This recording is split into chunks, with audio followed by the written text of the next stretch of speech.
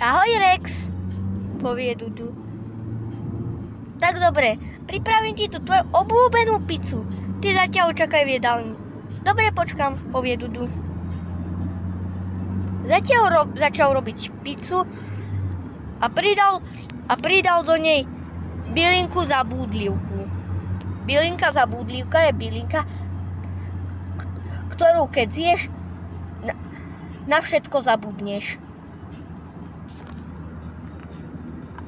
A ten kamoš Rex bol to podvodník. Vždycky, keď s kamarátmi vymýšľa telefonáty a podvodné stránky.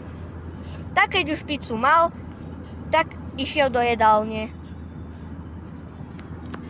Tak si na pizze pochutnávali.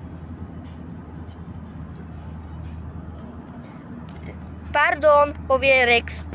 Pochutnávali si na pizze a keď ju dojedli, tak išli domov. Papa kamoš. Teraz mal podvodný telefonát. Tak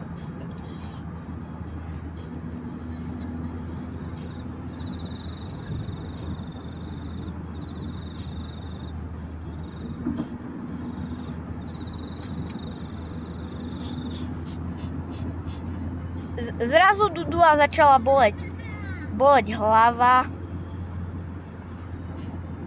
a strašne bol unavený.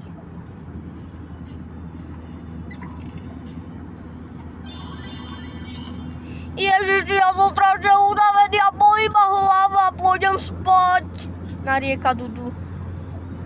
Pokračovanie na budúce.